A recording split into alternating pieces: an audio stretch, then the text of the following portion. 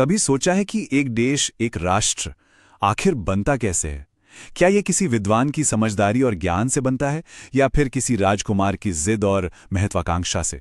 चलिए, आज हम प्राचीन भारत के इतिहास में चलते हैं और इसी सवाल का जवाब ढूंढते हैं। तमसो मा ज्योतिर्गमय, यानी मुझे अंधकार से प्रकाश की ओर ले चलो। ये सिर्फ एक प्रार्थना नहीं है, ये उस दौर की एक पुकार है जब ज्ञान की एक छोटी सी किरण भी पूरे साम्राज्य की तकदीर बदल सकती थी। तो चलिए, हम दो अलग अलग दुनियाओं में चलते हैं। एक तरफ है ज्ञान का शांत गुरुकुल और दूसरी तरफ है सत्ता का तूफानी दरबार। देखते हैं कि इन दोनों की टकराहट का अंजाम क्या होता है। तो हमारी कहानी शुरू होती है एक नौजवान से, जिसकी आंखों में एक अखंड भारत का सपना था।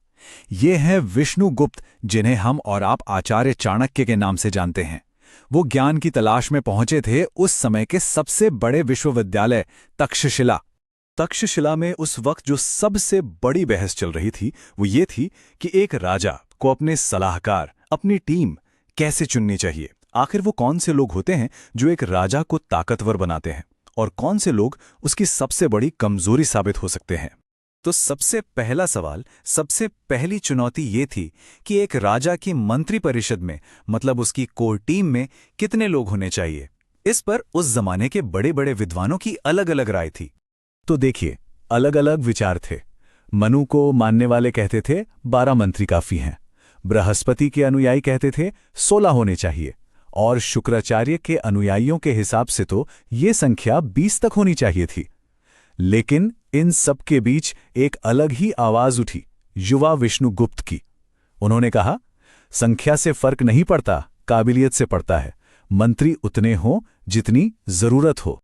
अब अगला सवाल और भी ज्यादा दिलचस्प था कि मंत्री बनाया किसे जाए। क्या अपने बचपन के दोस्त पर भरोसा करें, जिसकी रग रग से हम वाकिफ हैं, या फिर उसे चुनें जो हमारे राज जानता हो और इसी डर से हमेशा वफादार बना रहेगा। दोनों ही रास्तों में फायदे भी थे और बहुत बड़े खतरे भी। और यहीं पर विष्णुगुप्त का असली नजरिया सामने आता है। उन्होंने कहा कि किसी एक नियम को पकड़कर मत बैठो। एक अच्छे राजा को ज्ञान, बुद्धि, हिम्मत और तो और सही समय और सही जगह, इन सब बातों को तोलकर ही अपने मंत्री चुनने चाहिए। मतलब प्रैक्टिकल होना ही सबसे बड़ी राजनीति है। अब देखिए, एक तरफ तो गुरुकुल में ज्ञान और समझदारी की बातें हो रही थी, लेकिन दूसरी तरफ तक्षशिला के राज दरबार में एक बिल्कुल अलग ही कहानी चल रही थी। वहां अहंकार और जुनून का एक खतरनाक खेल खेला जा रहा था, और इस खेल का हीरो था राजकुमार आम्भी। सत्ता के नशे में राजकुमार आम्भी ने कूटनीति की सारी सीमाएं लांघ दी, यहां तक कि अपने पिता के अधिकार को भी नजरअंदाज कर दिया। उसने सीधे सीधे अपने पड़ोसी राज्य केकय और वहां के ताकतवर राजा पौरव को ललकार दिया, और इसका जवाब भी उतना ही तीखा मिला। केके से जो दूत आया, उसने भरी सभा में राजकुमार का अपमान करते हुए कहा कि वो यहां राजा से मिलने आया है, किसी राजकुमार से नहीं। सोचिए, भरी सभा में ऐसा कहना, ये तो सीधी सीधी बेइज्जती थी, और इसने आम्बी के गुस्से को और भड़का दिया। और यहीं पर हमें यह समझ आता है कि गुरुकुल में जो बातें हो रही थी वो सिर्फ किताबी ज्ञान नहीं था। वो बातें असल में आईना दिखा रही थी कि राजकुमार आम्भी अपने जुनून में कितनी बड़ी गलती कर रहा था और पूरे राज्य को किस खतरे की तरफ धकेल रहा था। याद है ना, गुरुकुल में क्या सिखाया गया था कि एक आदर्श मंत्री को बुद्धिमान, वफादार और बहादुर होना चाहिए। उसे राजकाज का तजुर्बा होना चाहिए, और सबसे बढ़कर उसे हमेशा राज की भलाई को सबसे ऊपर रखना चाहिए। लेकिन राजकुमार आम्भी ने क्या किया? जब उसके अनुभवी मंत्री सुषेण ने उसे जंग के खतरों के बारे में चेताया, तो राजकुमार ने चिल्लाकर कहा, मुझे आपकी सलाह की कोई जरूरत नहीं है। उसने सालों के तजुर्बे और ज्ञान को एक झटके में खारिज कर दिया। और बात सिर्फ कहने तक नहीं रुकी, उसने सच में अपने पिता और मंत्री दोनों के खिलाफ जाकर अपनी सेना को केकेई की सीमाओं पर हमला करने का हुक्म दे दिया। आम्भी को लगता था कि असली ताकत किसी की ना सुनने में है, जबकि गुरुकुल सिखा रहा था कि असली ताकत तो सही सलाह सुनने में होती है। राजकुमार की ये गलती कितनी बड़ी थी, इसे और अच्छे से समझने के लिए हमें विष्णुगुप्त के एक बहुत ही जरूरी सिद्धांत को समझना होगा। ये सिद्धांत उस समय की जियोपॉलिटिक्स, यानी देशों के आपसी रिश्तों की पूरी तस्वीर साफ कर देता है। ये सिद्धांत शुरू होता है एक शब्द से, विजिगिषु।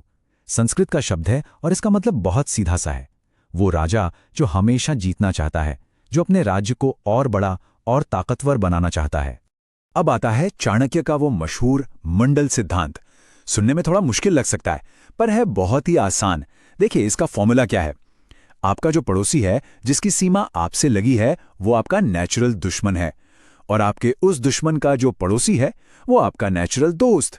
सीधी सी बात, दुश्मन का दुश्मन दोस्त होता है। बस यही है पूरा खेल। तो अगर इस सिद्धांत को हम तक्षशिला पर लागू करें तो क्या दिखता है? यही कि पड़ोसी राज्य केटे के साथ उसका तनाव में रहना तो स्वाभाविक था। ये एक जियोपॉलिटिकल हकीकत थी। लेकिन राजकुमार आंभी के अहंकार ने इस स्वाभाविक दुश्मनी को एक खतरनाक जंग के मुहाने पर ला खड़ा किया। तो ये पूरी कहानी हमें एक बहुत बड़े सवाल के साथ छोड़ जाती है। किसी भी देश का, किसी भी राष्ट्र का असली दुश्मन कौन है? वो जो सरहद के उस पार है, या फिर वो जो हमारे अपने ही अंदर महल की दीवारों के भीतर मौजूद हैं? हमारी अपनी कमजोरियां, हमारा अहंकार और हमारे गलत फैसले।